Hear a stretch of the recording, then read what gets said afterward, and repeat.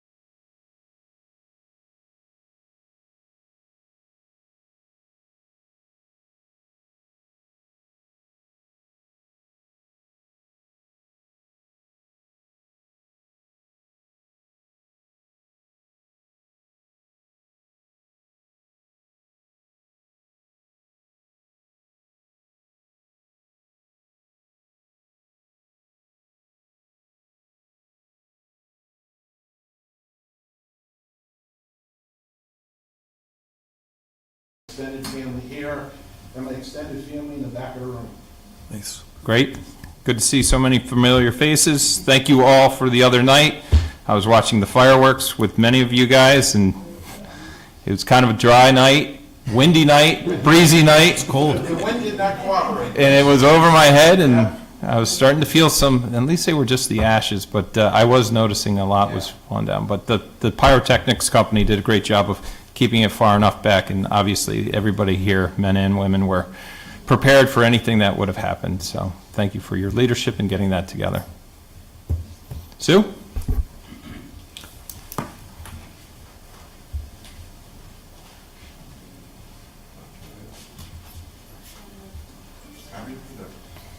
Please raise your right hand. And you, Anthony Dignoti, solemnly swear that you will support the Constitution of the United States and the Constitution of the State of Connecticut so long as you are a resident thereof, and that you will faithfully discharge according to law your duties as Assistant Chief of the Wethersfield Fire Department to the best of your ability, so help you God? I will.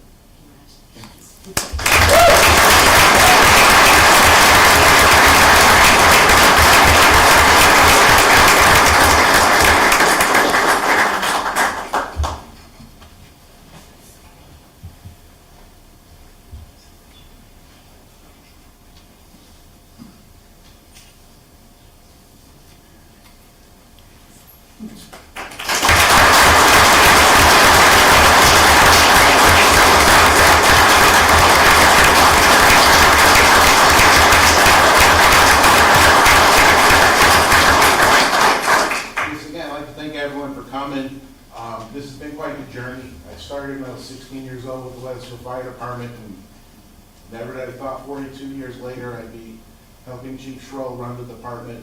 I'd like to thank Chief Schroll and Town Manager for selecting me and putting their trust in me, and we're looking forward to continue the tradition of the Wethersfield Fire Department, keep it going. We have one of the best fire departments in the state.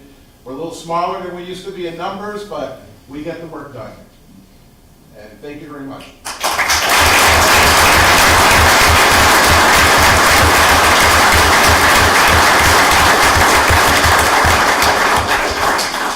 Chief, thank you so much, not only for your 42 years serving the volunteer fire department here in Wethersfield, but your service to the town as fire marshal. It goes without saying that there are three basics that we want to ensure. Obviously, the public safety, education, and make sure our roads are paved or physical services are taken care of. That second one, public safety, you have done an outstanding job as fire marshal. The residents know it, and from what we've seen over the years, thank goodness there hasn't been too many structure fires that have caused everybody to come out. But just some of the smaller incidents, but more importantly, the inspections that you do are a testament to the work that you do on behalf of the town, and we really appreciate it. Thank you.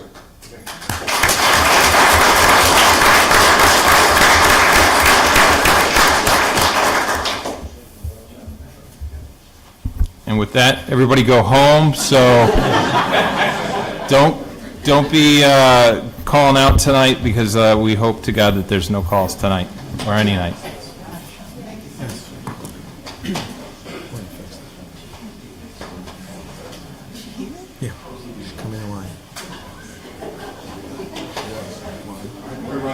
I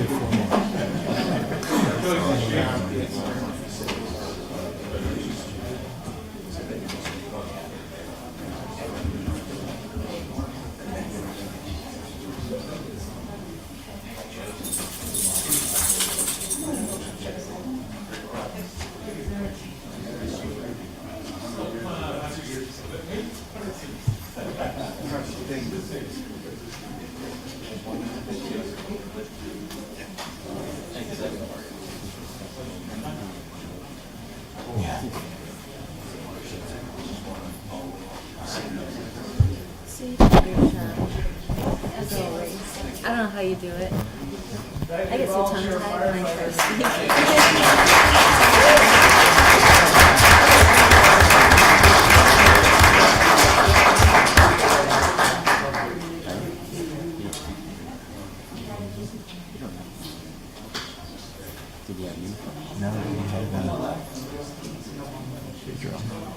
Thank you, everybody. Thank you, Anthony. Congratulations. Congratulations again.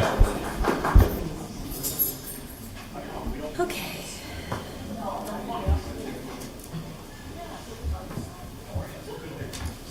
Chris, I see you. Chris, come on up for our second presentation. Heritage Commission, Chris Traczyk, Chairperson.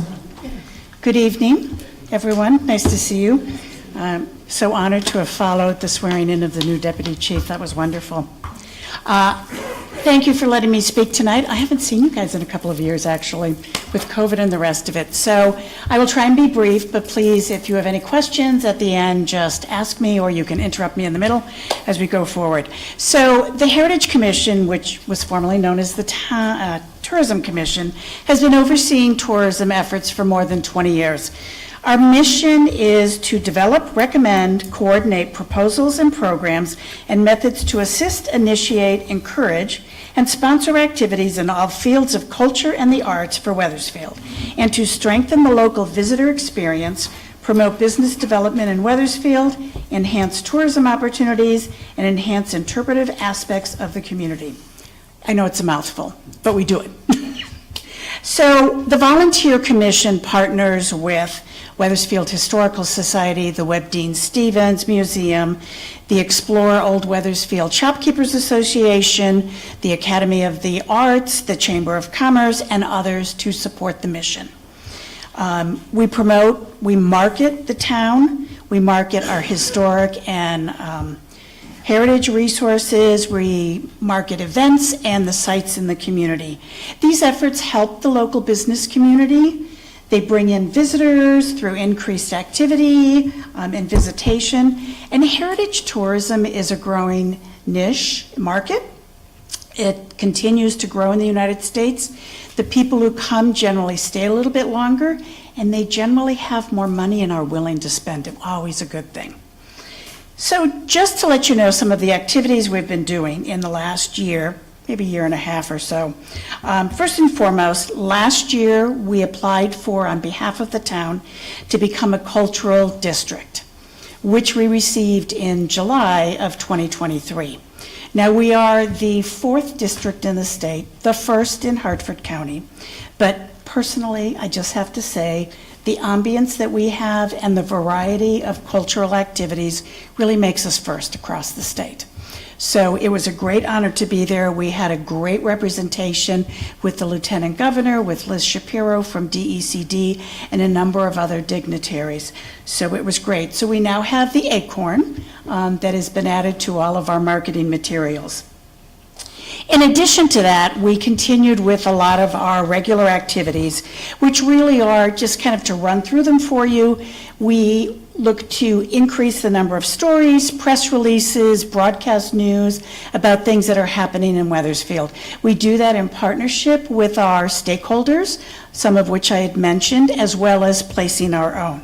And we've been able to get a significant number in the last year, which many of you I'm sure have seen. Our primary aspect of bringing visitors to Wethersfield and to find out about it is to drive them to our website, Historic Wethersfield. It's the primary source of information for visitors. It includes the calendar, it includes copies of recent news stories, as well as information about all of the sites and the town, where you can eat, where you can stay, etc. We have over 50,000 users. We had 132,000 page views last year, and interestingly, 78% are mobile phone users. An area that I wanted to bring up because our pages are not mobile friendly, and I know the town is working on finding a new web developer, so that will be wonderful to be able to make that more web friendly as we go forward. We've also been working on social media. That seems to be the primary driver, particularly as you get into younger generations. Facebook, Instagram, Twitter, YouTube. To increase awareness. So Facebook has over 5,000 followers, which is up about 24%. It reaches over 700,000 people. Instagram, unfortunately, had about 4,000 followers. We got hacked, like many other people, and so we had to put up a new page. We are now standing at 600. So hopefully we will start to see that increase as we go forward. And then our historic Wethersfield YouTube channel has 188 subscribers. It doesn't sound like a lot, but it's building every single day. There are 51 videos on there, and there have been over 4,900 views. So we know that actual touch points increase proportionately as people share the page or they comment on the page. So I always encourage people, if you don't follow Historic Wethersfield on Instagram or on Facebook, please do that, and please feel free to not just like, but to comment, because when you comment, it shows up on your feed as well. And then also to share some of the events. It's a great way to share what's upcoming. In terms of actual advertising, we have a small budget. We have been particularly resourceful in how we use those dollars. We continue to distribute the rack cards, which I understand you all have on your desk. Those are our brand new rack cards. They are now year-round friendly, so we don't have to substitute a summer and spring and a winter and fall one. They just came out. Those are distributed along 91, 95, 91 in Massachusetts, as well as hotels and visitor centers as they go along. Our contract with the CTM group includes their interactive digital board in some of the visitor centers, which is really nice. When you're waiting for the Cross Sound Ferry to go over to Long Island, you can look at it, pull up Wethersfield, find out about it. So it's another great way to get some additional advertising.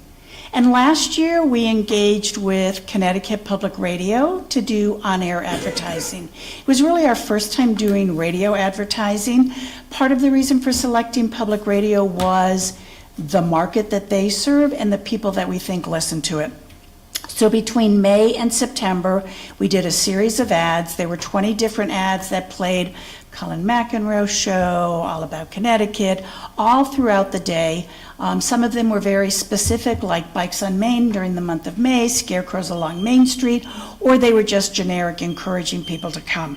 CPTV and public radio estimate that we had over 2.1 million listeners during that time, so it's great. The unfortunate part is they can't always track whether the visitors listen to the ads or not. So it's an issue that I think we need to be aware of going forward.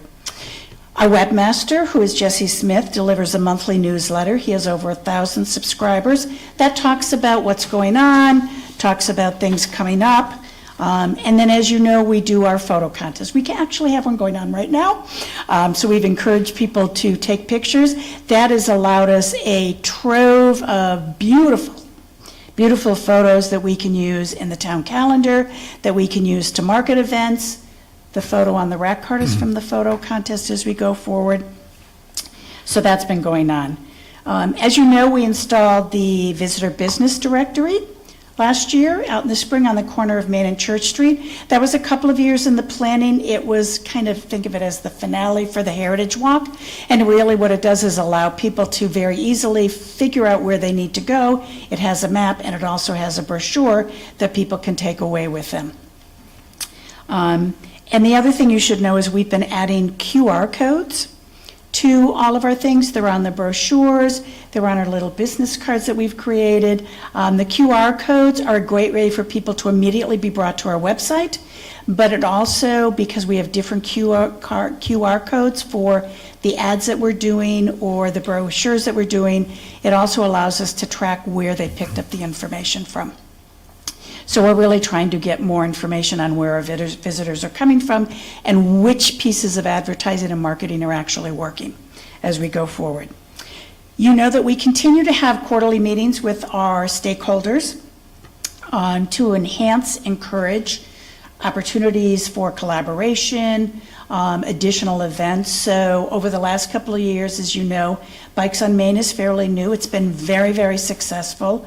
Porch Fest is also another one that has been very, very successful, in addition to scarecrows along Main Street. There are now summer concerts not only at the Historical Society, but the Webb Deane Stevens Museum, and we are so lucky to have a theater in terms of Times Pool that actually does live production outside in the open air, and it's donation only.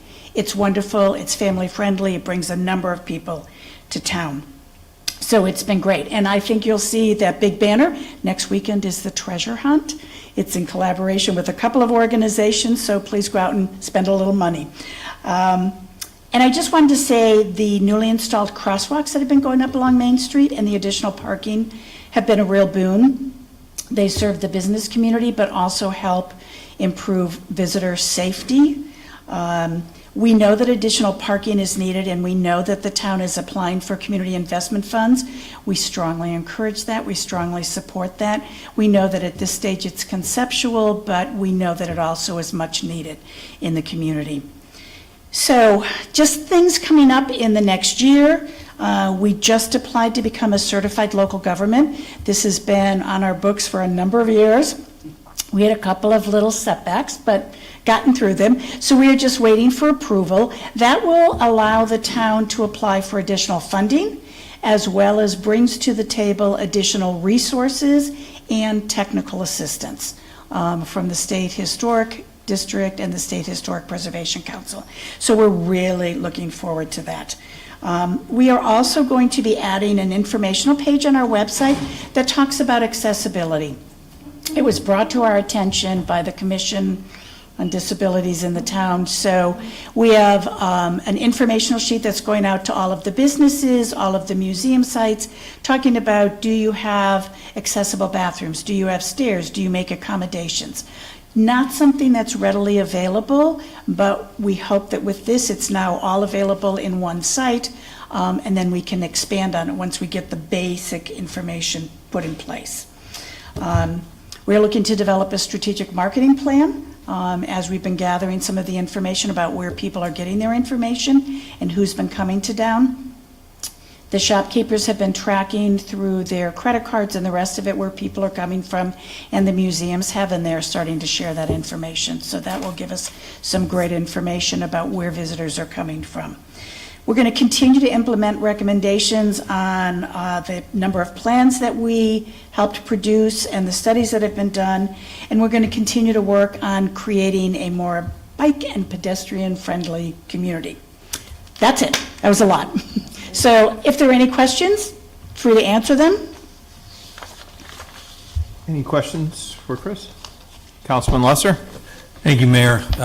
Chris, that was a lot, and congratulations on all you're doing and your group.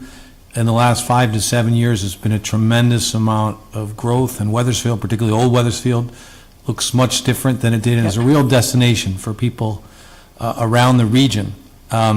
And I want to highlight I think this has been talked about before, but it doesn't hurt to mention again, that we were selected of 150 towns. Wethersfield was, in the country, was selected as a destination this summer, one of only 2 towns, Mystic being the other one, to be selected. I think we were 25th out of 150, and we're going to gain on Mystic, so hopefully we'll pass them out. But I think there were 15, and we aim to be 14. Yeah, but really great recognition for all the work that everyone is doing, particularly your commission, and love seeing the billboard. Yep. I mean, it brings great recognition to the town and the work, and it just attracts more people and lets people know what wonderful things are happening in Wethersfield, in particular Old Wethersfield. So not really a question, just a comment. Really appreciate the work and a lot of wonderful things that are happening. So well done. Thank you. It's been a long process, but I'm a firm believer in things don't happen overnight. Community can change over 30, 40 years, and if you want to reverse the trend, it may take you just that long. So we're starting to see the results of all the work that we've been doing, and relentless incrementalism works. I'm writing that down. Relentless incremental. Yeah. Thank you, Mayor. Anyone else for Chris? Okay. No, Thank you. well, I concur with what Councilman Lesser has said. Over the years, this has been a great, almost a reawakening of Old Wethersfield to see what's going on. Shops are coming in, people obviously are coming in. Kudos to all the merchants, and I see some of them in the audience tonight that host various different events for the public, and they take part in the scarecrows and in the Bikes on Main, but they also host the folks coming in for Porch Fest and open their doors on holidays on Main. So it is a collective effort. I do have just one question, and I know we've worked with DECD on the cultural designation. Is there any other work that our legislators at the state level can work with DECD? I know, having looked at their line items and everything, you could check every single box of what arts and culture, Right. But DECD and tourism, I know there's different groups within DECD that provide funding, but are we receiving funding, I guess, is number one, and number two, is there any way we could, get additional state support? So the state tourism budget has been pretty much nil for the last couple of years. When it was funded at a much higher level, we did take advantage of that. It was always a matching dollars, but that included things like static billboards, unfortunately, down along 95, tri-state, so Fairfield County, New York, New Jersey advertising, what have you. There is not a lot of individual funding for the towns. Things like the cultural district will hopefully bring that more opportunity to us, and the certified local government will definitely help bring more opportunities. And I think the Connecticut Humanities, there has been a real push to increase the amount of grants that are available, and in particular where they don't have to be matching grants is really important, because that creates just an additional burden, having to come up with those additional matching funds. They are not always allowed to be in-kind matching funds. They actually have to be true dollars. And when the town is working on trying to keep budget down and keep expenditures down, that creates an issue to be able to take advantage of those. Gotcha. So. Okay. Seeing no other questions or comments, great job. Keep it up. Thank you. Love Thank seeing you. what's going on in Old Wethersfield. Good night. Thank you. I'll move over to the hearings. There are two public hearings tonight. These are the resolutions for applications for the Small Cities Community Development Block Grant. I'll ask that one first. This is the Harvey Fuller Senior Housing Complex. Anybody here to speak on that? Seeing none, I'll move to the second one, resolution endorsing the updated fair housing policy for the town of Wethersfield. Anybody here for that public comment? Seeing none, I will close the public hearing portion and open the public comment portion. This is the first of two public comment sections. Both of them are limited to 5 minutes, and if you would, state your name and address clearly for the record. Sue, do we still need folks to write their names in, or do you have that on the new software? I'm good to, without that for now. Okay, They can just speak and I can add them in. sure. Yes, sir.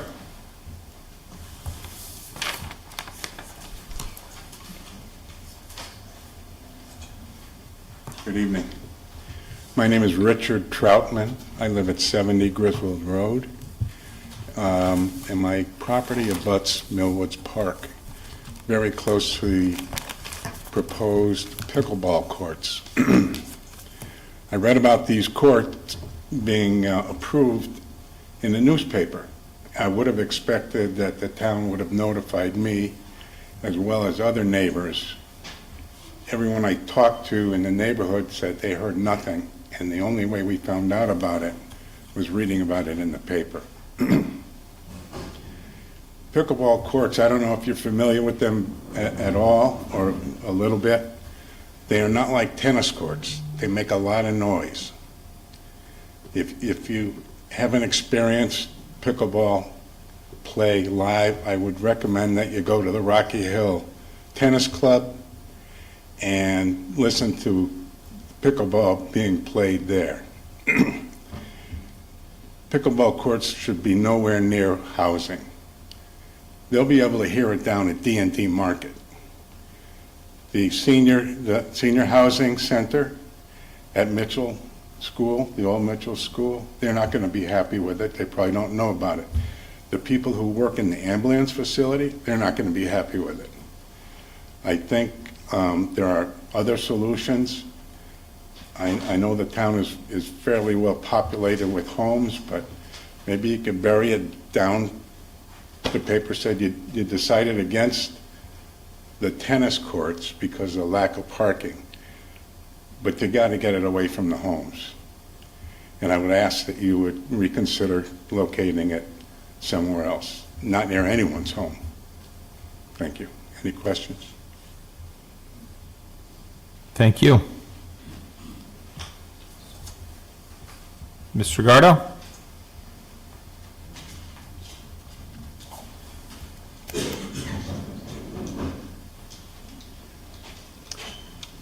Thank you. My name is Peter Gardo. I live at 60 Griswold Road here in town. I have a letter that I'll give to the clerk when I'm done, from Larry Daskell and Sharon Daskell at 24 Griswold Road. Dear Council, we're writing to express our concern about and our opposition to pickleball courts that we have just found out that are planned for construction in our backyard. Our immediate response is prompted by the absence of any notice to the park's neighbors and the resulting inability to pose questions, express any concerns, oppositions, or have concerns addressed. This kind of covert decision-making around land use is unfair and should not be modeled by our own town's representatives. Now that a few neighbors are aware, we have an opportunity to correct this flawed process and provide some notice to the neighbors who will be affected by this project. In a more thoughtful location, with noise mitigation, parking, limited hours, security, etc., this would have no doubt provided an opportunity for the town to utilize the funds to move forward in a more prudent and planful manner. Reports of other towns' experiences with pickleball courts reflected in thousands of articles suggesting that failure to proceed in a thoughtful manner has frequently resulted in litigation, with courts upholding complaints of nearby residents. The cost of the town for this kind of litigation and subsequent changes by the design would be borne by the town of Wethersfield, which it should do, and this goes on. And so I'm going to provide this to the clerk, if you can provide this to the members of the council. And here's a pile of paper here. I didn't count the pages that Larry printed out. This is a tiny sample of articles that reflects a very common problem when pickleball courts are unwisely located close to homes.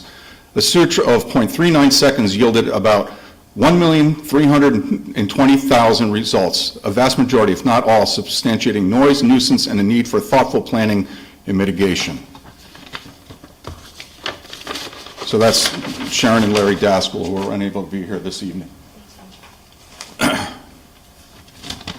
And if I can have some time for myself, Mayorel. More than 2 decades ago, I received a letter from the town inviting myself and other neighbors to a planning meeting for Millwoods Park. I responded with a letter that I was interested in the process. The town then scheduled multiple meetings with all stakeholders over a period of time. This all culminated with the Millwoods Park Master Plan that was approved at the end of 2003. Fast forward 20 years. 2 weeks ago, a neighbor read the rare reminder that pickleball courts were going to be installed behind the ambulance facility in the park. This was news to me also.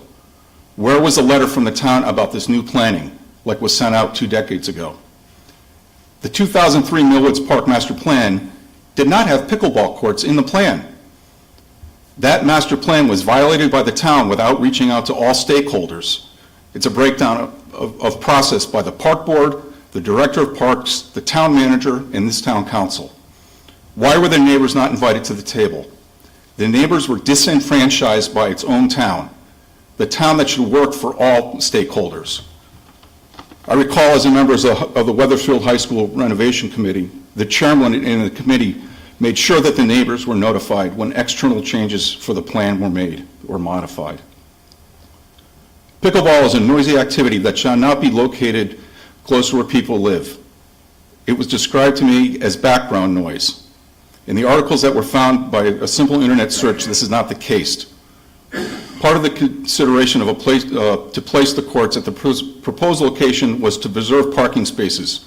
Why would one put more activity into a location that has a parking problem? What other items were part of the planning? I understand with a conversation that the snack bar was being modified or refreshed. What else? A good town works with all its residents, especially those that are affected by projects.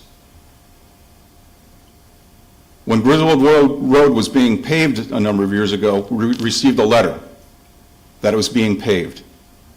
What precipitated here is an injustice to the neighbors, and it needs to be rectified. Thank you. Thank you. Mr. Young?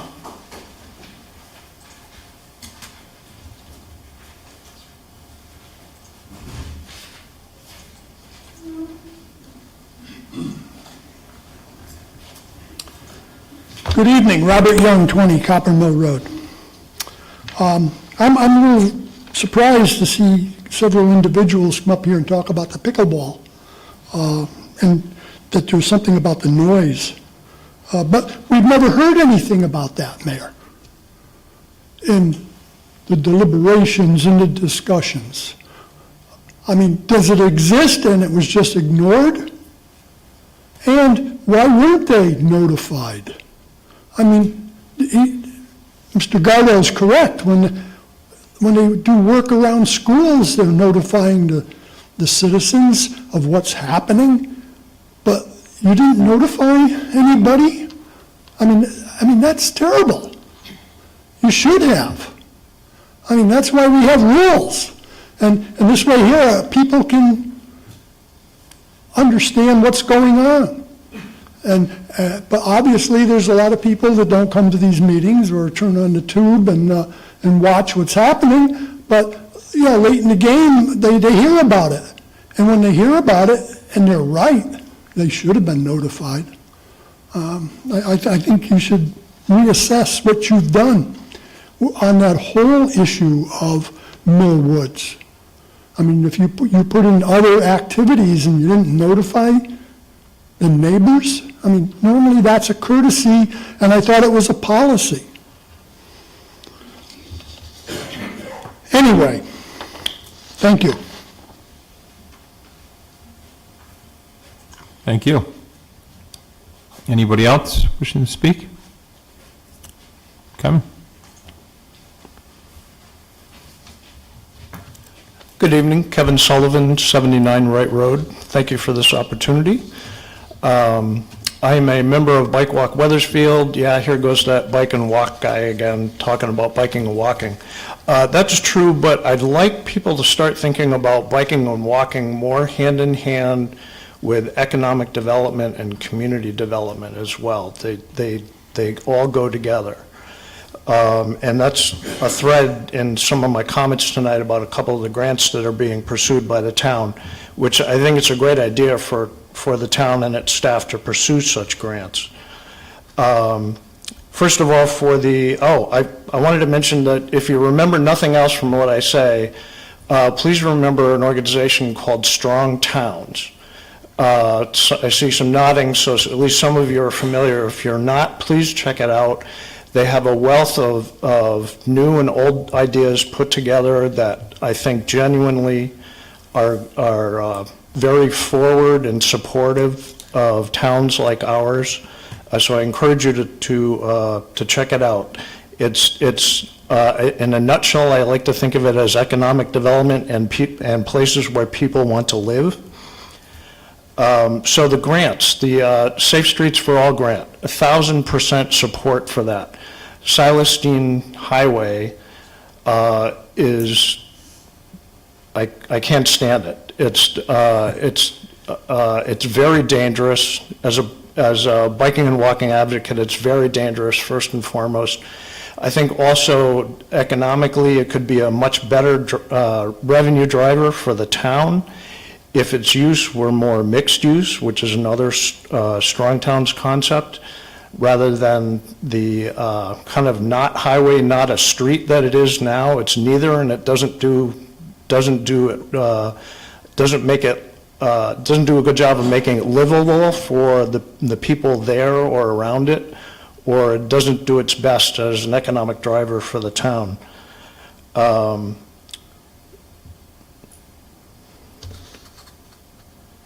I mentioned mixed use. A Strong Towns concept is that mixed use you'll find is generally the highest revenue generator for a town per acre, that type of land use. So we need more of it rather than box stores or large single-shot developments.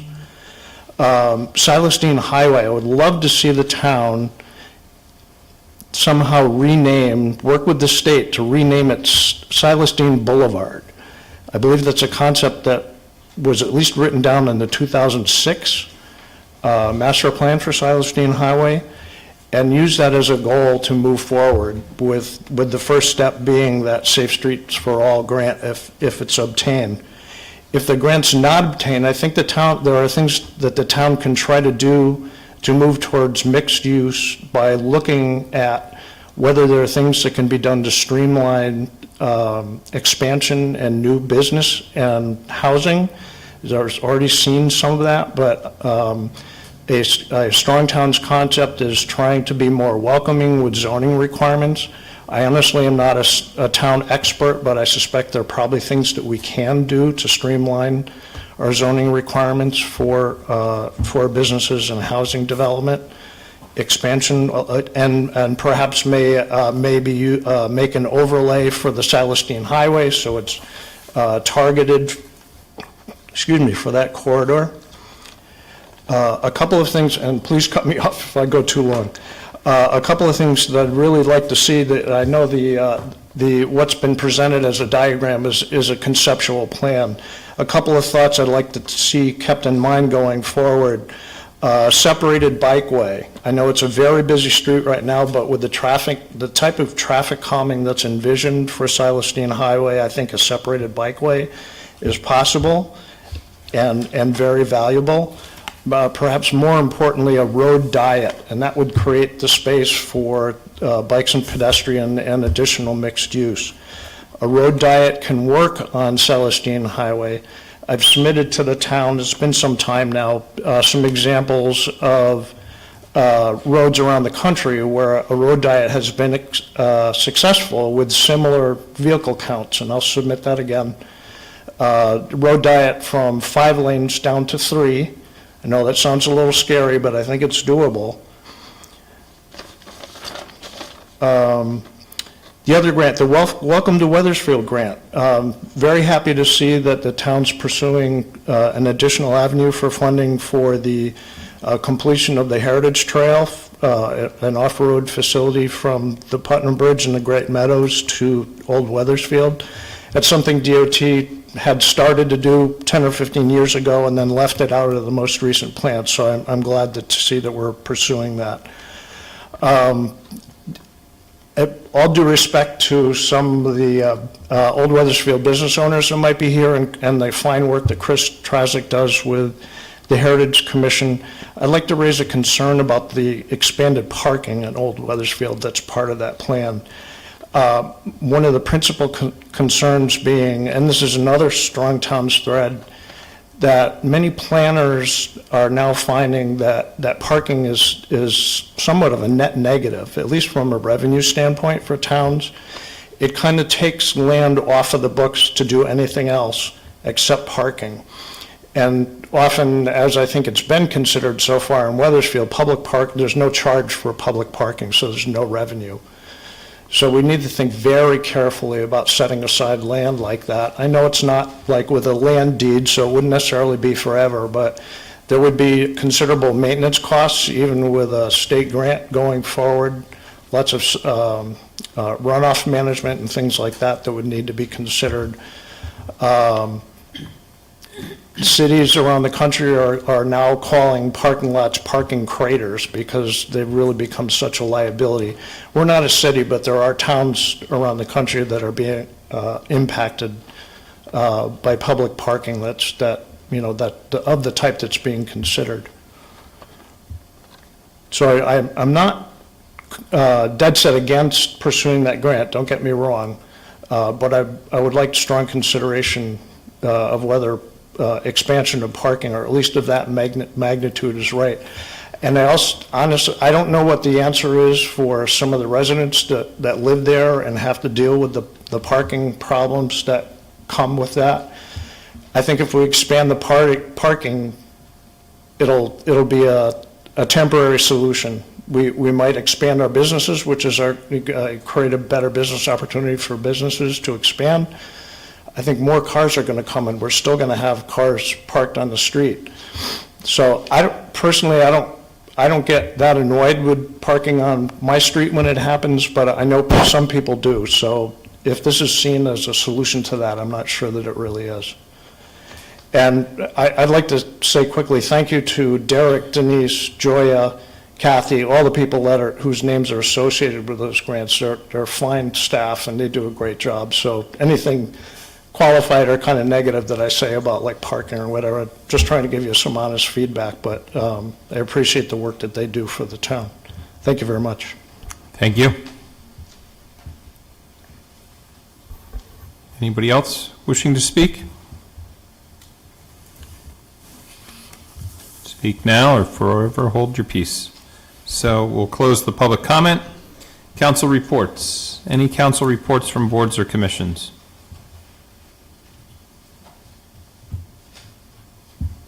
Seeing none. It's been a quiet couple weeks since our last meeting. Okay. Council comments. Any council comments? Councilman Lesser? Thank you, Mayor. I have three. First, the Memorial Day Parade on May 27th was a great event celebrating our greatest generation and honoring World War II, folks that served in World War II. It was extremely well done, and congratulations to the town staff and all that worked on it. Second, I want to mention the fireworks, and again, it was a lot of fun, a great night. It was cold, but the town did a great job, and we had a committee that I was on, but I want to single out two people who did amazing work. One was Bryce Hardy, who helped raise a lot of money for the fireworks, and two was Elena DeMarco, who chaired the fireworks, and they deserve recognition for all the time and effort they put in to kind of bring back the fireworks. And third, I want to shout out to our high school students who this past Friday night performed a cabaret solely run by the high school students, and they raised $5,000 for Alzheimer's research. Again, 100% done by high school students in coordinating that, and we have the Main Street Creamery truck there, which was great too. So three wonderful events in town. Thank you, Mayor. Great. Anybody else? Mr. Deputy Mayor. I guess this is directed to the town manager. We had some discussions about pickleball courts and the process, and I was trying to get a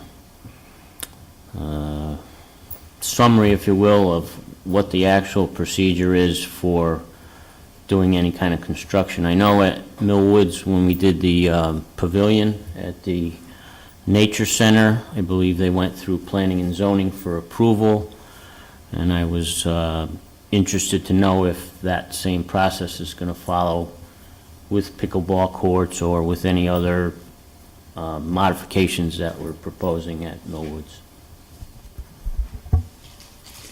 Deputy Mayor, I do not believe it requires planning approval because it's a like use, so it's a recreational use on a recreational facility. The Nature Center was a little bit different in that regard.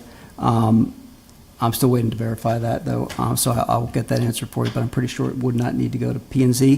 Where it's at now is, again, it's a concept just like the other things we've been talking about. So the council made the decision that to allocate some of the funds that we had available for Mill Woods towards a pickleball court.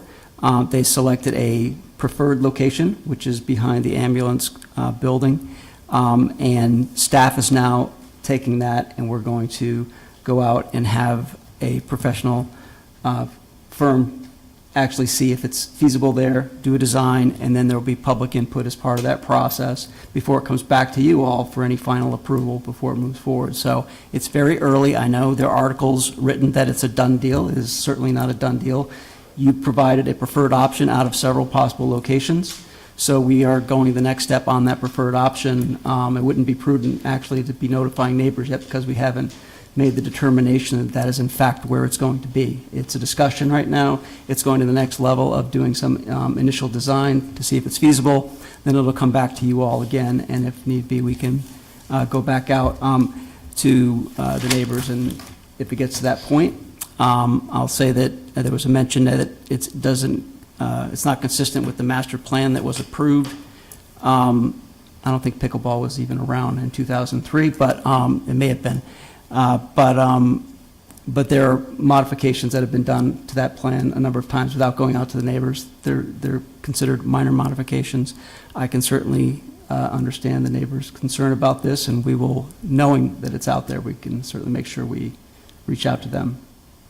I think part of the problem was the article that was being referred to said that it was approved. Yeah. Rather than, this was a proposed. Correct. I personally thought it was the better of the two sites, but we did talk about noise, and I'm not an expert on pickleball at all, and so when it gets to the planning stages, I would hope that the folks that know about installing a pickleball court would be able to shed some light on the noise levels and, proximity to residents and so forth. We even talked about it when we were out there. I mean, Yes. Councilman Lesser brought out a pickleball paddle and a ball and was hitting it on there so we could all hear what it sounded like. Obviously, it's not the same as if there were a game. Right. And there's certainly the vocalizations that go with the playing of the game, I'm sure, that take place too, that add to the noise. But we also talked about the fencing that could go up around it and what you can put on the fencing to help reduce the noise. So I think those are all considerations we can have as we move forward and you all decide on where you finally want it. So, Thank you. yep.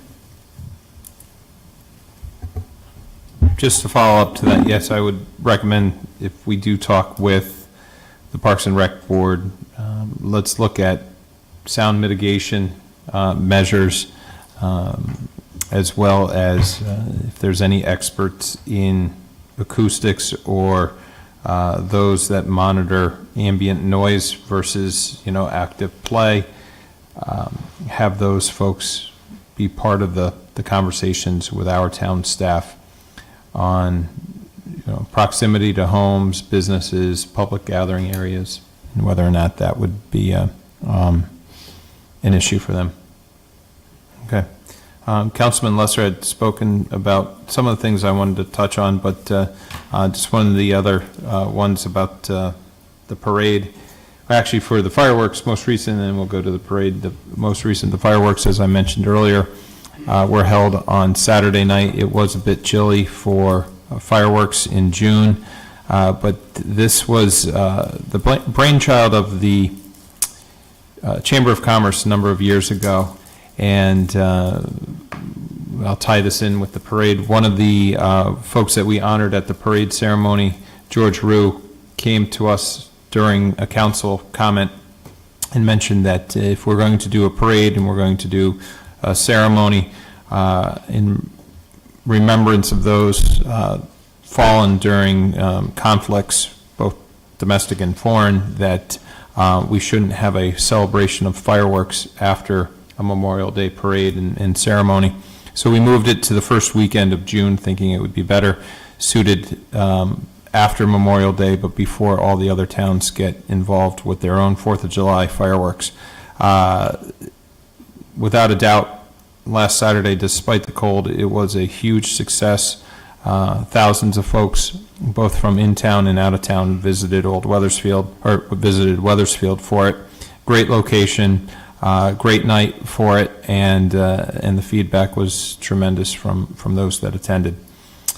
Speaking on behalf of the parade committee that I sat on for a number of years, the Memorial Day Parade, again, was a huge success in the fact that we recognized two former folks that came to this actual room. Former Mayor Dan Camilleri, who sat here, a member of the Greatest Generation, and George Rue, who was up there at the dais, that many folks in this audience and up here remember his comments to us, always ensuring that the voices of the public were heard.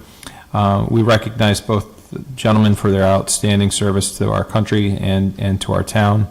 But more importantly, after the parade, all of Main Street seemed to be a bustle of activity with shopkeepers keeping their doors open on a weekend, restaurants serving patrons both from Wethersfield and from outside of Wethersfield.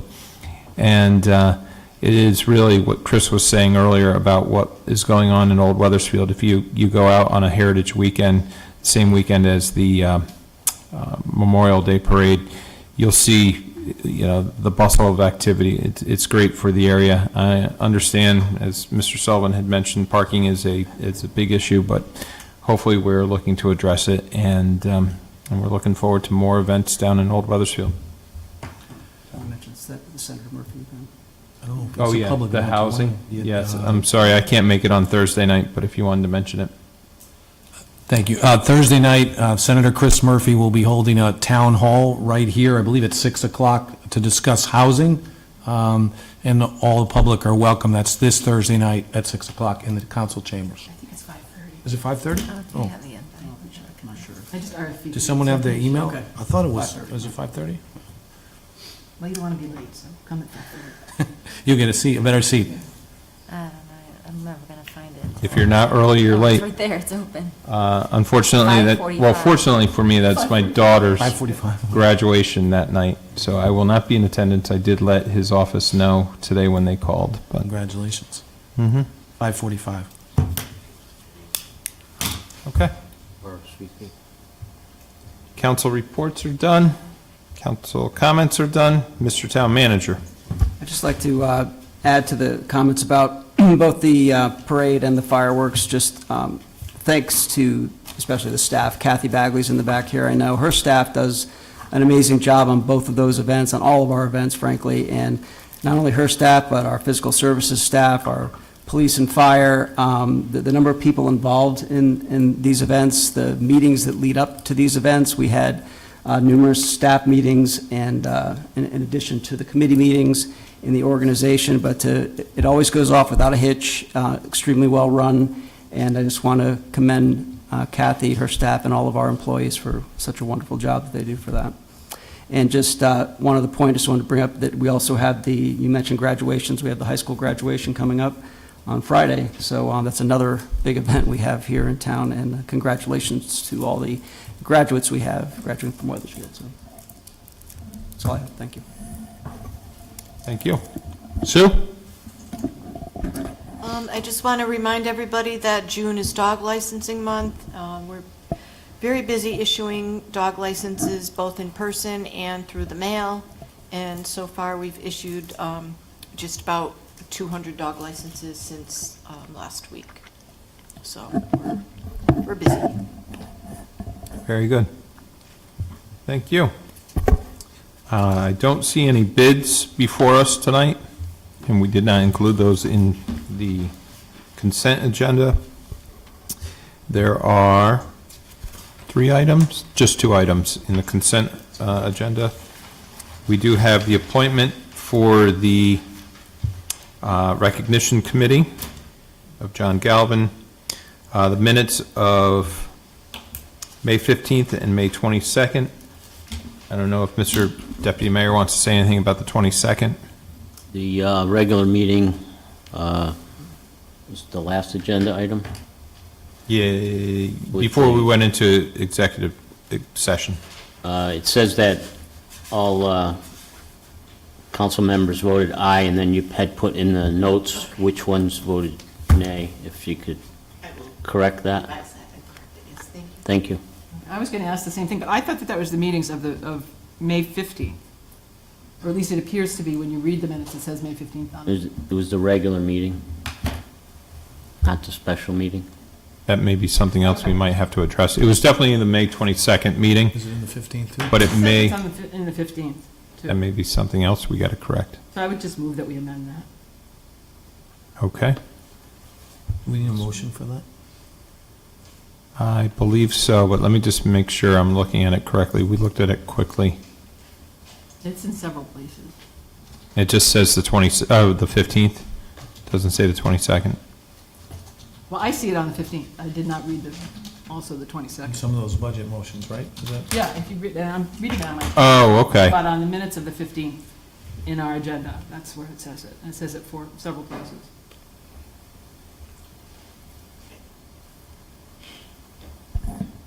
We'll go back through them and make. Oh, okay, I see you. Where it says vote, all councilors present, including chairman, voted aye. Motion passed 5-4, and then parentheses, those that voted nay. Yeah, Yep. We'll So we correct have all to- Yep. Yeah. Good And it catch. says 15th there also. We'll go through. This is the budget vote on the 15th, but it's very similar to what we saw on the 22nd. Motion passed 5-4, and then parentheses, those that voted no. Oh, okay. Yep, similar. Different item, yeah. Okay, got it.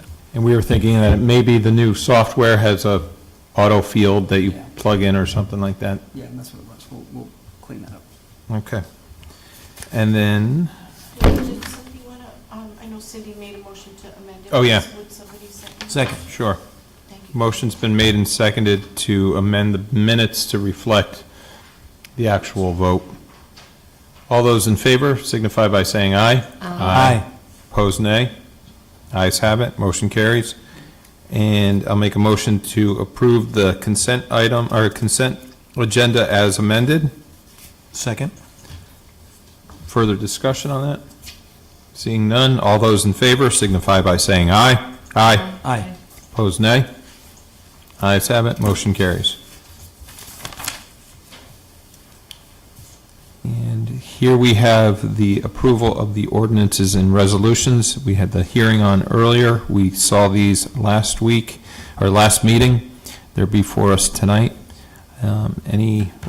Actually, Mr. Town Manager, do you have any comments on these two items? Again, these are just both requirements of the state for the community development block grant process, so we are required to have you pass a resolution allowing us to make the application and then also to endorse an update to the fair housing policy. So these are the two items that are a requirement of the submission. You've heard everything else about the project, and the citizens have as well. There's no changes to that. It's just these are requirements prior to submitting. The grant application is due at the end of the month here.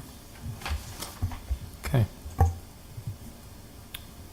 Now, Sue, do we just need to make the motion for the action required, or do we have to say anything in here for, Just a motion.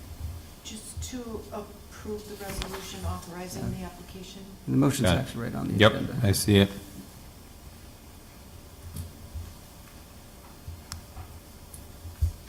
You guys have it in front of you? I don't, Okay, someone else do it. I can do it. Lost it. I'll make a motion to approve Resolution R23-001, authorizing the application for a Connecticut Small Cities, actually, that needs to be spelled a little bit correctly, Community Development Block Grant in the amount not to exceed $2 million for improvements to the Harvey Fuller Senior Housing Complex owned by the Wethersfield Housing Authority. Second. Further discussion? Hearing none. All those in favor signify by saying aye. Aye. Opposed, nay. Ayes have it. Motion carries. Moving on to the Fair Housing Action Plan. Mr. Town Manager,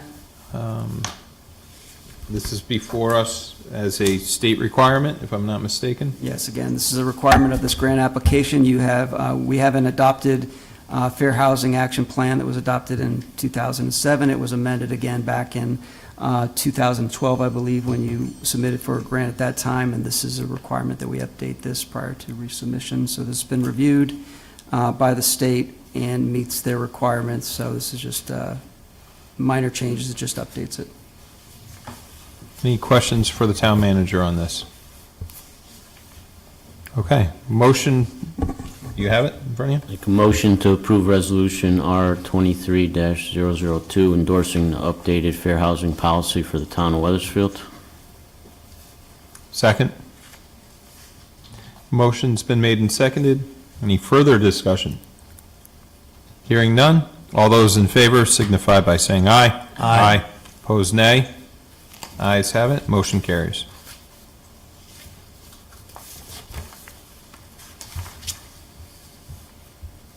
There is no unfinished business before us tonight. We do have 4 items for new business before us. Some we've heard about already from speakers during the public comment section. Community Investment Fund application, new item M1. This is for the Welcome to Wethersfield plan. Mr. Town Manager, and I see Joya coming up to discuss this.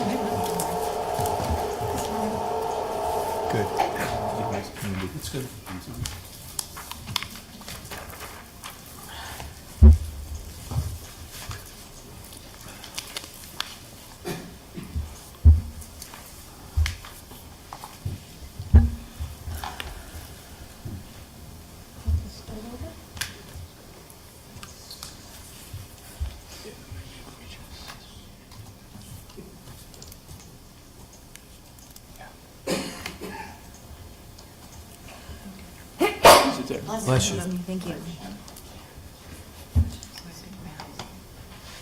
Take my life in my own hands.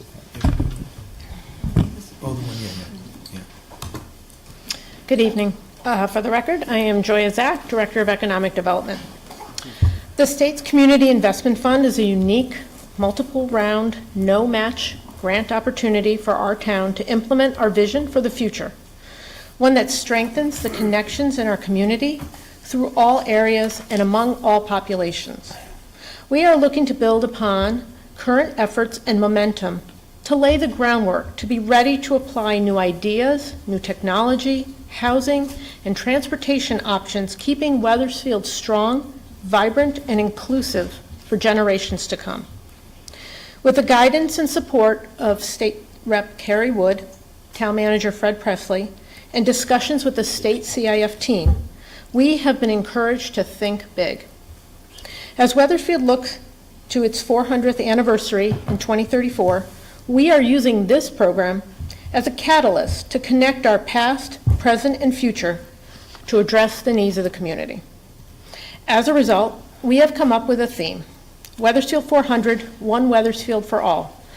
This will help us shape and communicate our vision to the community and to the CIF committee as we submit grant applications to this program through multiple rounds.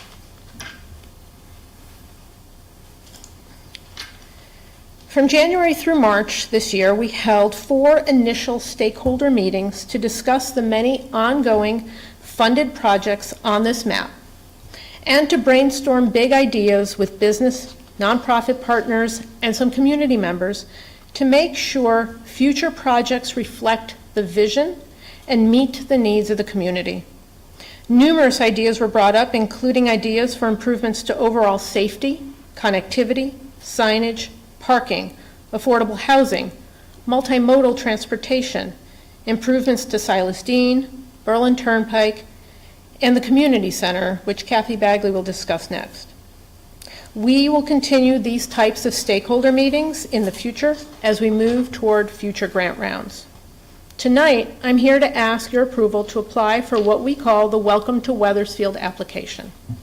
Based on ideas from our meetings and taking into consideration projects that are most shovel-ready, this application will include the following goals: improving and expanding wayfinding signage throughout town, creating a formal town welcome and information center where visitors and residents alike will be able to get information about our town, from the vast services and resources for new and existing residents, to learning about all the cultural assets, business offerings, and the many community events, all designed to bring us together. Third is enhancing and expanding interpretive signage, including the use of new technologies to make signs accessible to all, whether users might have sight, hearing, or other impairments, and as well as adding multilingual options for visitors and residents alike. Fourth, we want to connect and complete the Heritage Way Trail.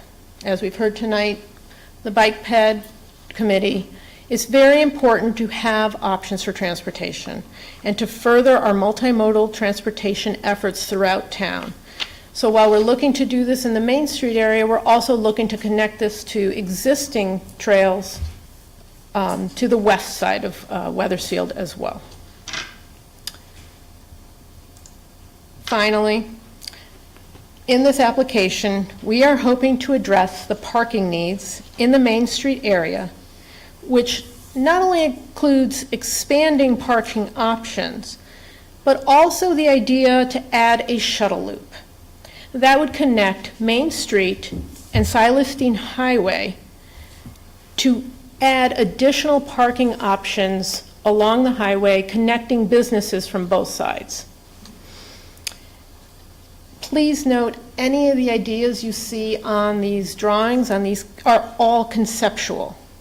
These are not engineered drawings, they're just ideas. We need to submit ideas to the CIF team and show them what we're thinking about. If we receive funding, stakeholder meetings will be held, and everything will move through the appropriate channels to make sure our final design and implementation works for the community. The vision is to build upon existing resources and projects to strengthen the safety and connectivity in the community, bringing together all who live, work, and play in town. Tonight, I ask Council's approval to submit a CIF grant application for up to $9 million for these improvements. Thank you. Thank you, Joya. Any questions for Joya or Mr. Town Manager? Councilman Lesser? Thank you, Mayor. Just a comment and a question. The comment is, this is wonderful. I love that the theme of Wethersfield 400. I love the vision and the thinking big. My question is about the amount. How was that amount determined? And it seems like a very large amount, and I wonder what our likelihood of getting that level of funding is. But can you talk a little bit about how you came to that amount of $9 million? Yeah, so the parking needs have been looked at for the past year and a half, at least, that I've been here, and probably before then. I know there was a study done in 2020 to address parking needs and safety in Old Wethersfield. So working with the town engineer, he has come up with a dollar amount to finish some of the safety projects and the multimodal that we talked about, connecting from the Putnam Bridge, and also incorporated some of these parking idea concepts. We've also engaged with Fuss & O'Neill to help us come together, pull together data to understand what it would cost to finish the Heritage Way Trail. to just enhance the existing trail and add some other loops to finish it. And they've come up with numbers on that. And then we also have built into that the idea for the Welcome Center, whether that would require adding to an existing building, acquiring a property, rehabbing, whatever that would be, to design that to include an office for, a town staff at various times, to address the needs of immigrants, the needs of people who need our services, social services, or whatever they would be. So that's how all those came together. Each department in their specialty, subject matter experts pulled together numbers for us. So the 9 million seemed huge to me as well. And if our experience in watching previous funding from the CIF applications from round 1 and round 2, sometimes they partially fund and ask. So if we can start these projects, for example, the interpretive signage could be an easy one. If they would start funding that and perhaps give us some money to go toward planning of parking and to really explore it, that would be fantastic. So that's why we're aiming big. Thank you. Yeah. Any other questions for Joya? No, just to piggyback off of what Councilman Lesser had said, I mean, it looks big and ambitious. And I know this is, and we've heard it before, conceptual. Mm-hmm. So, what we're looking at, and for what the public looks at, this is not set in stone. No. But this gets us the direction we need to get to for the state to look at the application in totality to see, if it is a $9 million project, what can we get? Our experience in the past looking at other towns and how they received their grants from the CIF, and then our first round with the community center, they may not give the full 9 million, as you mentioned, so we can, build off of that. But planning and hiring some design firms, or even supplementing what our own engineering department does, would get us, to a place where we can then start to grow on, what we want to see. I think it's great. The CIF, we are fortunate to be one of only about 50 towns in Connecticut to be part of the CIF.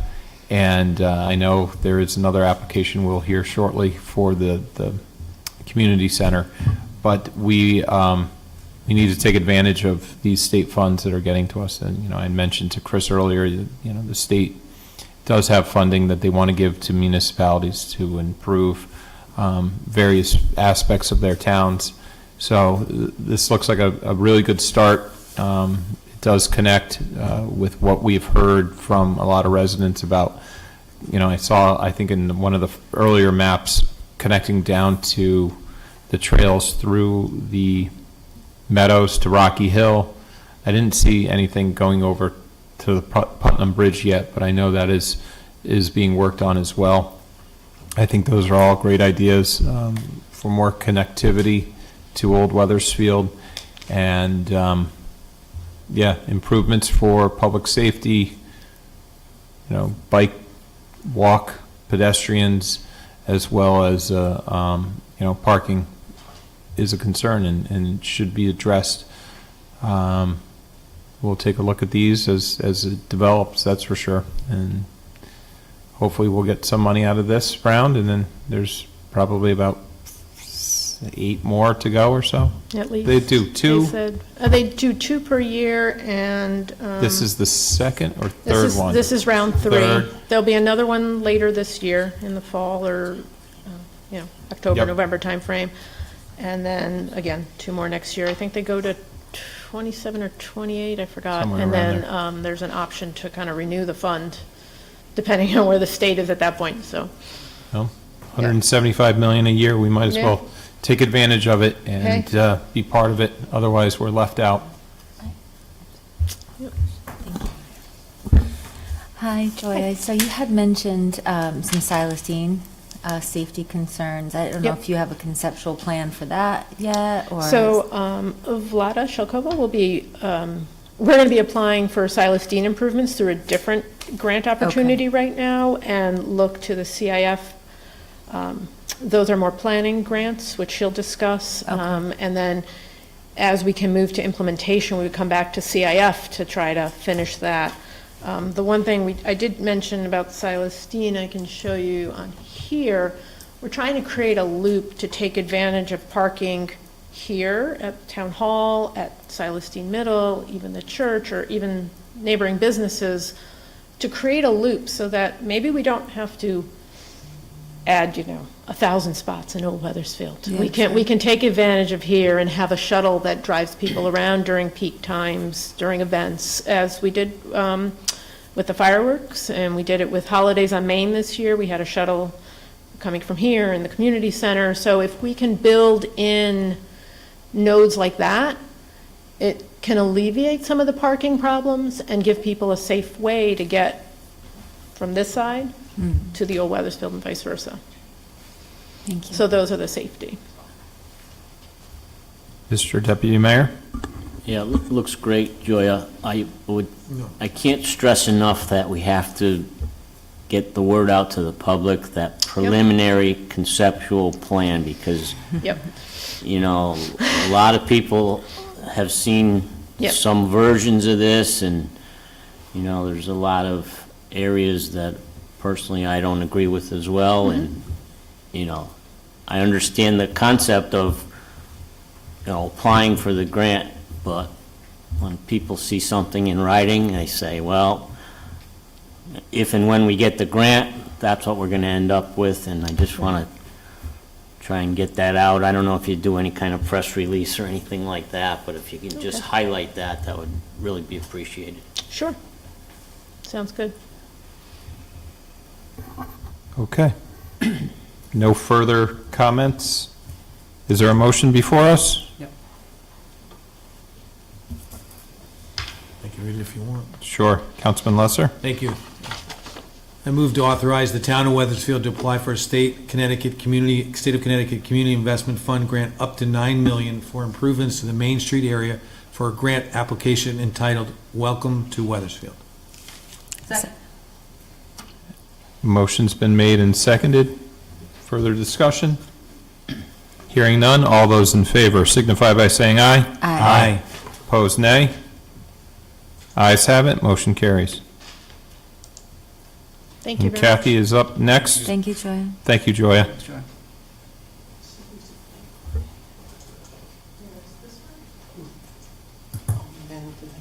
the next one is just the whole, if you want to just move to that. Yeah, go ahead. There you go. All right, thanks. Good evening, Kathy Bagley, Director of Parks and Recreation and Social and Youth Services. Here this evening to talk about the Community Center grant for the Community Investment Fund with the state. We're going to apply for the second time for this application with renovations to the community center, both interior of the building and exterior of the building. The slide up on the screen kind of shows you the site plan of the facility, and it shows that we're looking at a variety of parking improvements with fixing our parking areas, expanding them, particularly in what I'll refer to as the back of the building, that we have a small parking area behind the building. That's one of the areas we want to enlarge with parking, bring the parking closer to the building. That's also the program rooms for our senior center. We want the parking close to the building so they can access both entrances that are on that side of the building. So that's part of the plan for the exterior. And then looking at some of the other parking areas, it's basically reconstructing and fixing our parking areas that we currently have and expanding some of them where we can, just because of the building gets a lot of use, particularly when there are the big events there, and we're trying to keep all the parking on site as opposed to having people park on Greenfield Street. The parking also looks at the entire area, the building, basketball court, playground, Willard Pool, baseball field, are all part of the Pitkin Community Complex. And we're also going to look at adding handicap parking in those areas and fixing up those driveways and putting in walkways so you could literally park in the Willard Pool parking lot as an additional parking area for the community center when we get our really busy times. So we're also looking at the whole complex, not just the community center building, but looking at that whole area that we have going for us on Greenfield Street. So that's the exterior of the building, looking at those kind of improvements. The interior of the building, our first priority, we're looking first to apply for the banquet room air conditioning unit, to do the replacement of that. And that would take care of both the banquet room and the lobby for the air conditioning. And part of that is replacing all the ductwork in the ceiling. In order to do that, the whole ceiling has to come down. And so that's our first phase of the banquet room. And we're hoping to get additional money, not just to do the banquet room air conditioning unit, but also to renovate the banquet room. While the ceiling's down, kind of go in there and do everything all at the same time and get that whole facility renovated. So that's one phase. The other phase is looking at the east wing and the west wing. The east wing is the gym and the fitness room and the meeting room. The west wing is where our offices are, the senior center and program rooms, and our preschool room. So we've literally looked at every room and done a cost estimate for renovating them, bringing them up in technology, and also looking to create additional office space. We'd like to put our elderly services coordinator over there on a couple of times a week, depending on how that need is. That's where our seniors are all hanging out, and we'd like to make some additional office space there. So we're looking at the big project once again to apply with the total value of up to $6 million to apply for the community investment grant. Thank you. Mr. Deputy Mayor. Thanks, Kathy. I have a couple questions. One, so the first time we applied for this grant, I believe it was roughly $4 million. Now we're at 6. Is that correct? That's correct. So could you highlight what the changes are from the first plan to the second one, or how, what accounts for the extra cost? The increased costs, we got an updated cost for the air conditioning unit for the banquet room, and it went up 20%. So and that's since the original, the last time we had gotten the quote was in the fall. So it went up 20%. By the time we go through this process, we anticipate, so we did a new cost estimate increasing by 20%. Okay, so it's not really, we're not doing any more work, it's just No, it's just cost of doing it's business. the cost of doing business. And the second question, I'm not familiar with the parking that is parallel to Knott Street.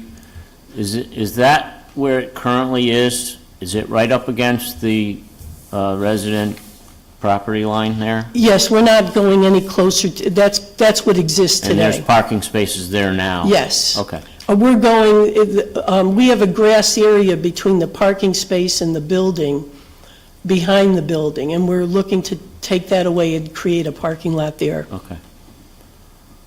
That's all I had, thank you. Any other questions for Kathy? Okay, well, thank you, Kathy. Actually, before you go, just, I guess, a couple comments and maybe 1 or 2 questions, if they come to me. But the comments are, this has been in the works for probably since early fall of last year, maybe even late summer. We were discussing this, if I'm not mistaken, after I can't remember which go-around of the CIF it was. We applied at the third one, if I'm not mistaken. So it was probably after the second one, maybe? We applied at the second one. Oh, we applied at the second one. Okay. So after the first round went out, we started with the drawing board to present this. There's been some comments around town that, if we're focusing on various different aspects of the town with ARPA funding or our budget or what we're doing with town funds, that this has been in the works since the fall. We did apply January, if I'm not mistaken, and then Yes. that was when we had to apply, and we just got the results back. But, just so the public knows that we have been planning to do work at the senior center and the community center, refurbishing of the inside, obviously the banquet, the air conditioning units. If I'm not mistaken, those are still wood ducts on some of them. If I'm not mistaken, was that some of the concerns we had heard? Yes, it's a duck board. Yeah, Yes. yeah, cardboard, not board, but I was actually picturing like wooden, but it does look like wooden ductwork. So yes, I mean, that definitely needs to be replaced. It's energy inefficient. The ceilings look dated, obviously. Being in there a couple times, I've looked up there, and water stains from probably condensation dripping from that cardboard making their way to the raised ceiling panels. Great application. I know that this, again, is still, we've got design work and everything to go along, but this is a great start in remodeling these, where the old classrooms were and now staff rooms, to bringing the seniors to park close to the senior center side rather than coming in the main entrance and then meandering their way down. No, I think it's great. I've seen some improvements over there already with signage and with the 9/11 memorial sign that was redone by Physical Services not too long ago. I think this will definitely enhance our community center and hopefully be a shining star for the town once it's all complete. So, thank you. Questions, comments? Motion? Sure. Motion to authorize the town of Wethersfield to apply for a State of Connecticut Community Investment Fund grant up to $6 million for improvements to the William J. Pitkin Community Complex. I'll second it. Motion has been made and seconded. All those in favor signify by saying aye. Aye. Opposed, nay. Ayes have it. Motion carries. Thank you. Thank you. Thanks, Kathy.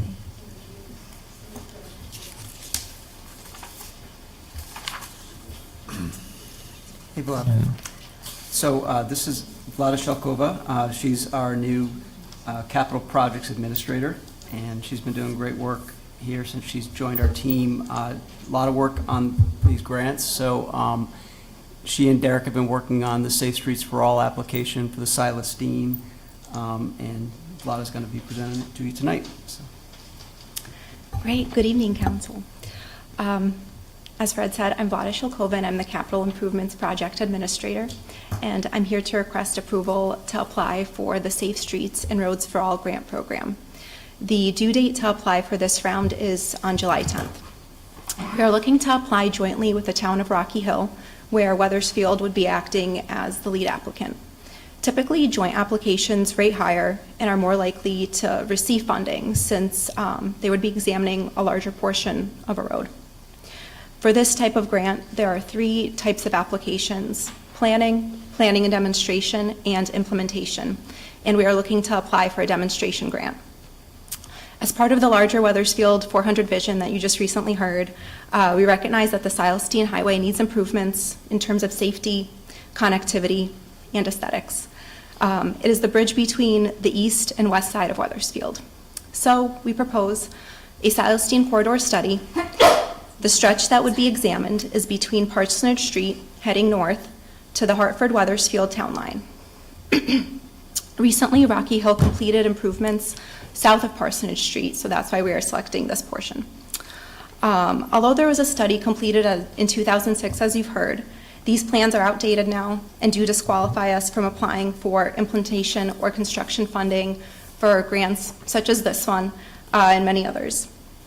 In addition to the corridor study, we'd like to also Another portion of this application would be demonstration activities between Wells Road and Church Street. And the purpose of these activities is to temporarily install traffic control and safety features to evaluate their effectiveness prior to permanent construction. And I would like to say that these are also conceptual plans. Since this is a state road, we are working with CROG for guidance and obtaining a letter of support with DOT, who we've been in contact as well. We submitted a formal request for a letter of support on May 30th.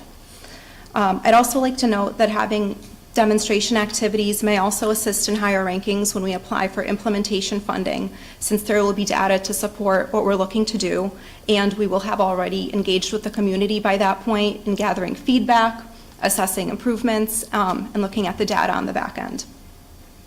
The type of demonstration activities we're looking to partake in are road narrowings, testing pedestrian islands, updating crosswalk features, and improving turning lanes. If you've driven, you know that turning out of any driveway is pretty difficult. This is a matching program, so that means that for this particular program, 80% of the funds would be provided by the grant and 20% by the applicant. We are asking or requesting approval to apply for up to $1.1 million, where the joint town match would be up to $220,000. Wethersfield and Rocky Hill are looking to split 80-20, Wethersfield to Rocky Hill.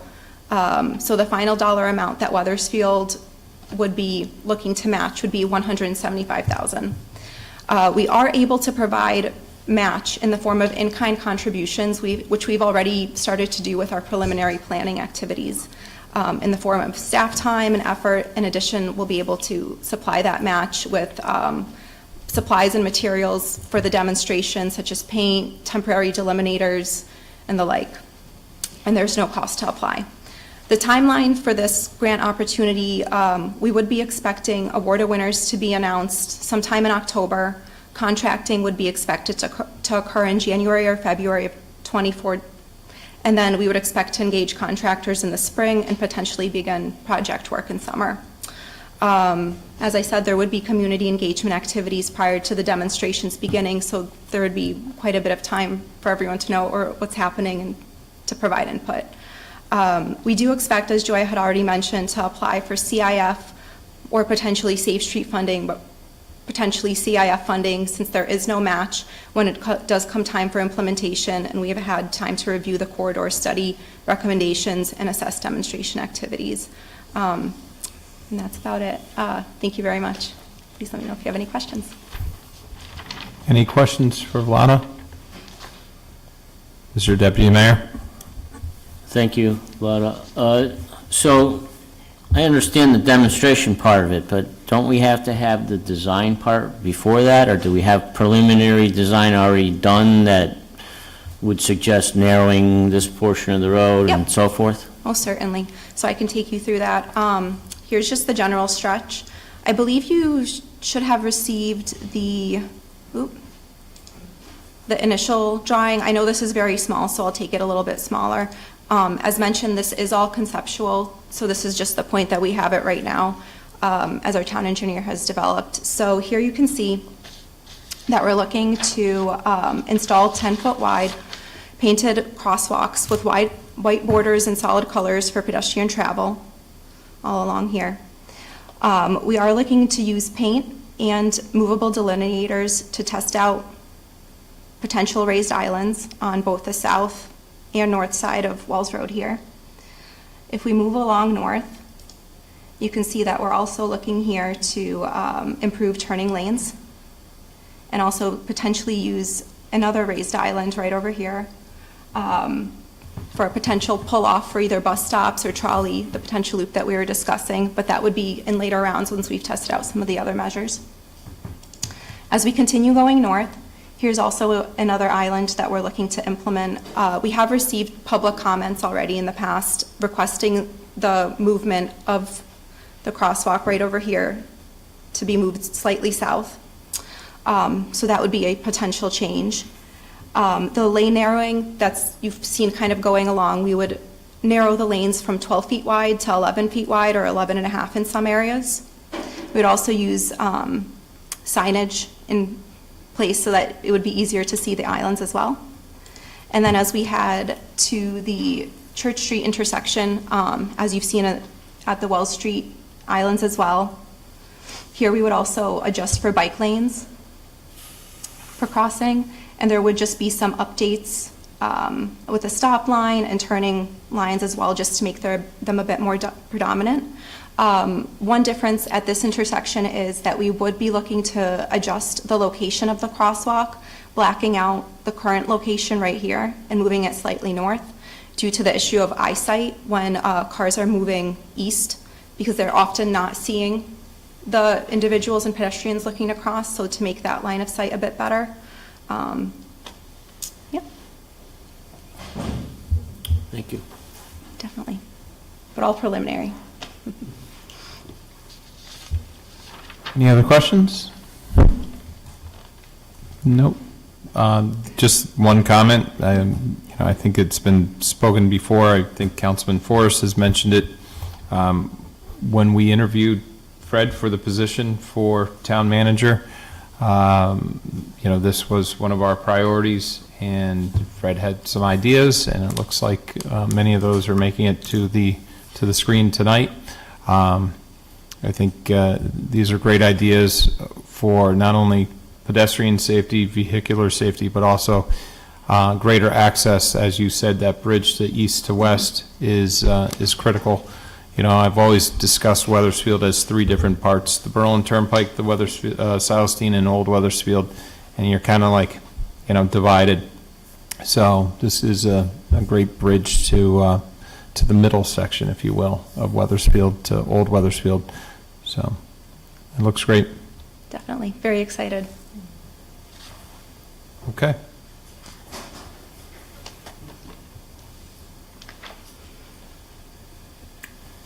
Make a motion to authorize the town of Wethersfield to apply for Safe Streets and Roads All Grant up to $1.1 million for planning, study, and demonstration activities for Southstein Highway.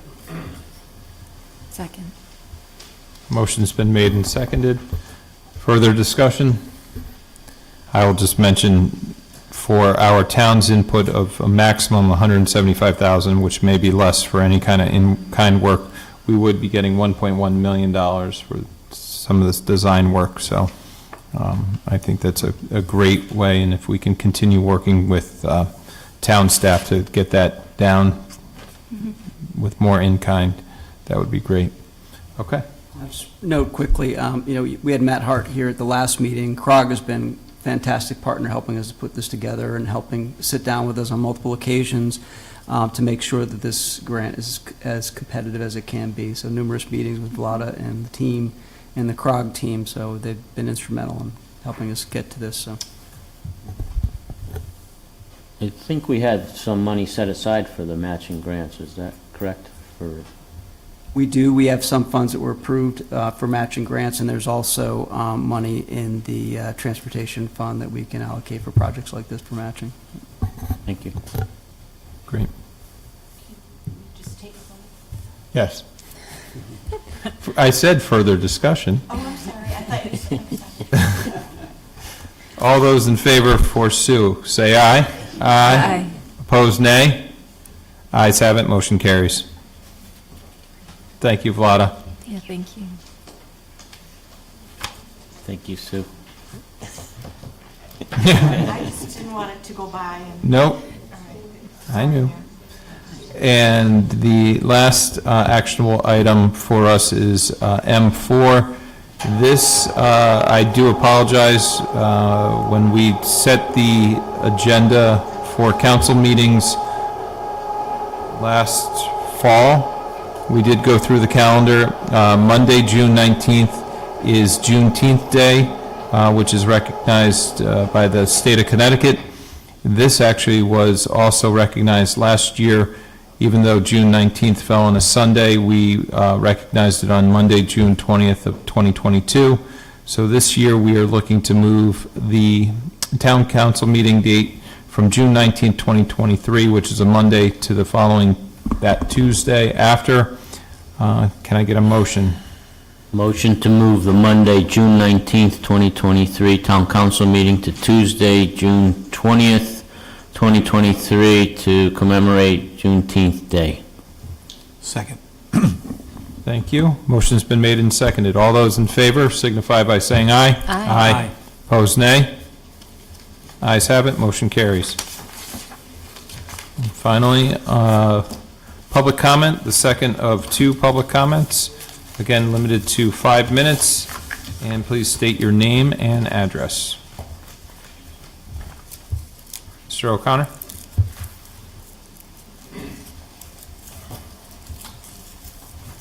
Good evening, members of the council. Rob O'Connor, 180 Main Street, and also co-founder with Kevin and Tom Brown of Bike Walk Wethersfield. So I have just wanted to basically echo Kevin's comments for support for the CIF Welcome to Wethersfield grant, as well as the Safe Street grant, and we look forward to having some input as they fine-tune some of these things. But I think that the idea of a vision and the idea of momentum is something that's really a strong one. It should be a strong one, and which leads me to talk about the momentum of, before these grants come in, we have the Putnam Bridge project that's being done while we kind of need some momentum in the connection before we get these other connections. Because what I think is going to potentially happen is that they're going to finish the bridge project, and it's not going to be welcome to Wethersfield. It's going to be kind of an unwelcome to Wethersfield.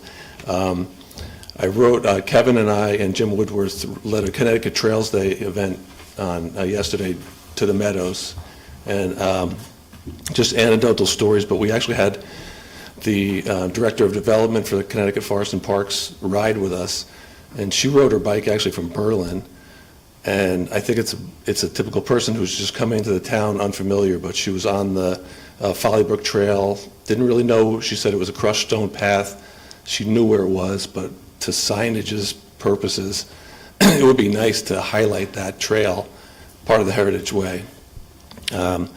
And then we rode down through the around the cove, which deserves, I think, some of the Welcome to Wethersfield juice, because it's a jewel, and it's the path that goes around there. I had to stop and tell people, watch out for the gully, because you can kill yourself on it. It's a beautiful approach, but it needs help. And we had people from other towns. We had a woman from Newington, a gentleman from Tolland, and when we got to the Putnam Bridge, there was no real familiarity with what was going on there. They really were like, what's going on here? So I think there's an opportunity there, like Kevin was saying, economically, for tourism, and for a real welcome to Wethersfield as people ride over from Glastonbury and come in from towns all over the place. I don't think we're going to get the crowds that the Golden Gate Bridge gets, but if you look at bridges around the country that have paths on them, they're magnets. The Mario Cuomo Bridge going over the Hudson, the Mid-Hudson Bridge in Poughkeepsie.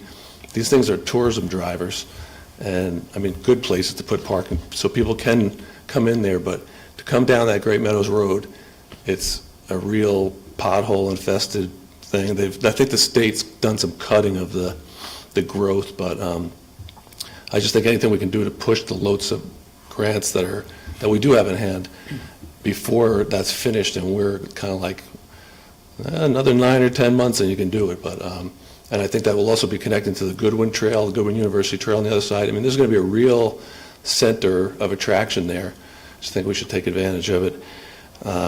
We also wanted to thank the town manager who we didn't list in our credits of all the work you've done for this, and the council itself. I think to build momentum, you need people sitting here volunteering to push these projects, and we really do appreciate it, and I think that's it. Thanks again.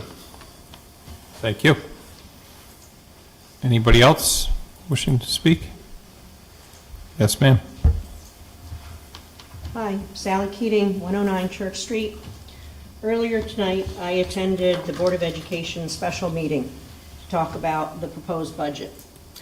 As a parent and a grandparent, I'm here to tell you the Board of Education, the members are angry and frustrated. They invited the principals from some or all of the schools, not all of them were there, to talk about budget cuts, to see what can be done. As you are aware, Board of Education requested a budget increase of 5.85%. The budget was well thought out and responsible. No fluff. What the town council approved for Board of Ed was a 3.3%. 3% of that will go to contractual increases for the teachers. What they have to pay that 3%. So essentially, they got a 0.3% increase in their budget.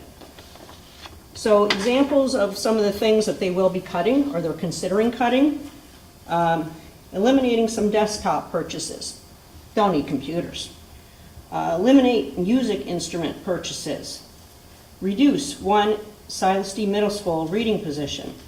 Reduce a correct teacher position. The math program, which has been talked about a lot, instead what they'll be doing is going a year to year. Instead of buying the program for a 5-year program, they're going to spend more money and buy it for the first year only. So I guess my question to the town council is, of the other town departments, what budgets were cut, what were proposed cuts, and were they significant in education? Because the feeling is does the town really care about education? It's very disappointing.